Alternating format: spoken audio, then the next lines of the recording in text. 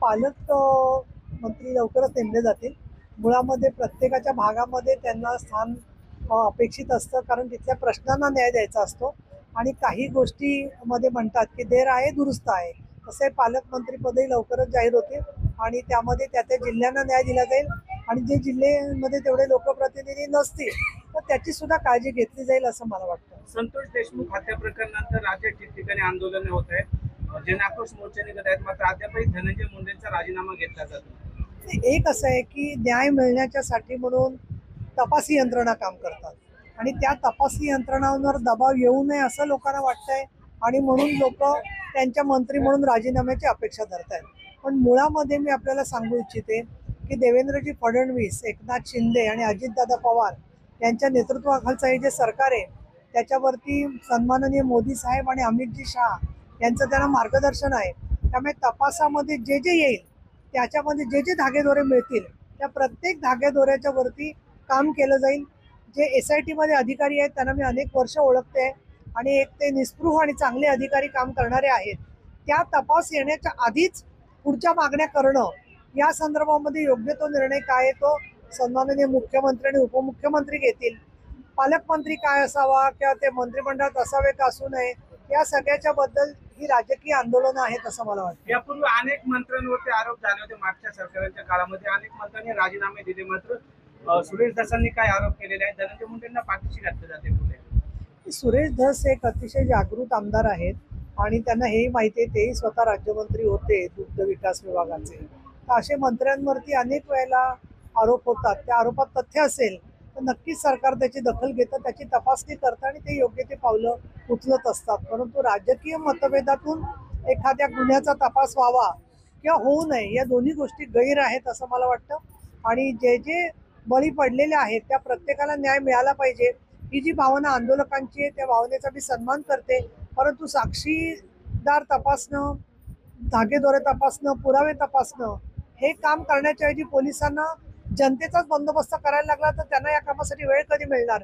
म्हणून पोलीस डिपार्टमेंटचं नीतिधैर्य खच्ची होईल अशा प्रकारे कोणी वर्तन करू नये असं मला वाटतं. शिवसेनेमुळे मनसेचं नुकसान झालंय आणि शिंदेमुळे मनसेला महायुतीत समावेश होता आला नाही असा आरोप होतोय, काय सांगाल? असा आरोप ज्यांनी केलेला आहे ते मी वाचलं वर्तमानपत्रामध्ये. ते फार मोठे नेते आहेत, सर्वोच्च न्यायालय एवढे मोठे आहेत असं नाही म्हणता येणार, पण मोठे नेते आहेत. त्यामुळे त्याच्यावर मी काही भाष्य करणार नाही. शिंदे साहेबांच्यामुळे महाराष्ट्रातल्या सामान्य लोकांना संजीवनी मिळाली हे आज आपण इथे बघतोय. आणि प्रत्येक ठिकाणी अनेकांना औषध पाण्यापासून मदत करण्यापासून ते मराठी भाषेला अभिजात दर्जा देण्यापर्यंत आणि छत्रपती शिवाजी महाराज, संभाजी महाराज यांच्या गौरवासाठी म्हणून किंवा सीमावासियांच्या प्रश्नासाठी स्वतःचं संपूर्ण स्वत्व पणाला लावणारे नेते म्हणून एकनाथ शिंदे आहेत. अशा वेळेला अशा काही गोष्टी झाल्या असतील तर मला असं वाटतं की त्यांनी कुठेतरी वड्याचं तेल ते वांग्यावर काढतायत असं मला वाटतं. असं वाटतं. मुंबई महानगरपालिकेची निवडणूक होतीये, त्यामध्ये मात्र भाजप आणि शिवसेनेची युती होणार नाहीये. भाजपच्या स्वबळावरती महापौर करण्याचा नारा भाजपने दिलाय. नाही, मी आज त्याच्यावरती महाराष्ट्र टाइम्समध्ये स्टेटमेंट केलेलं आहे आणि मी असं म्हणते की मुंबई, ठाणे आणि MMR रिजनमधल्या सर्व महानगरपालिका म्हणजे मीरा भाईंदर आलं, अंबरनाथ, बदलापूर, कुळगाव आलं, या कल्याण आलं, या सगळ्या महानगरपालिकांमध्ये भाजप शिवसेना यांची युती होऊ शकेल आणि ती युती व्हावी म्हणून आमचा प्रयत्न असणार आहे. इतर सर्वच नगरपालिका, महानगरपालिका आणि जिल्हा परिषदात सुद्धा महायुती व्हावी असा आमचा प्रयत्न आहे.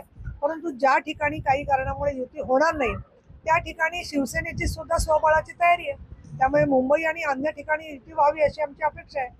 राज्यामध्ये महायुतीला एवढं घवघवीत यश मिळालं असताना स्थानिक स्वराज्य संस्थांमध्ये युतीमध्ये बिघाडी का होतीये?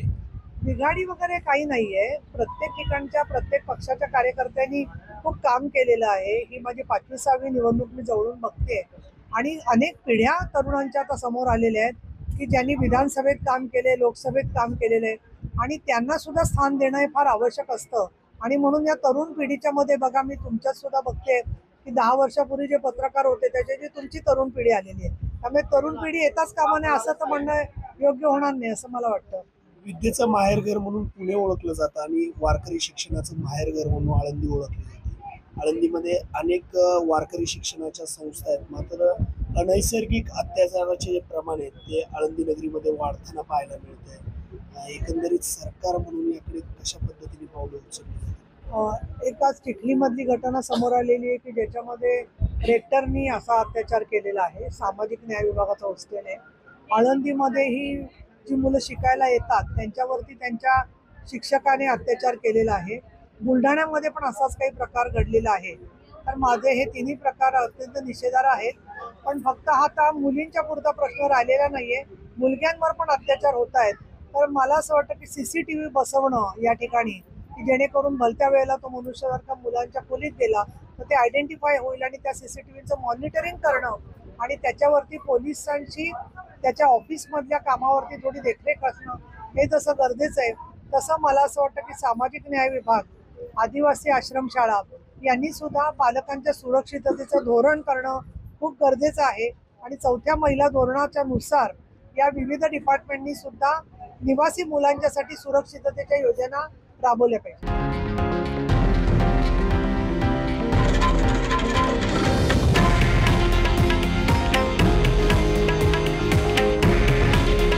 हे आहे देशातील नंबर 1 न्यूज नेटवर्क आणि आपण पाहत आहात TV9 मराठी.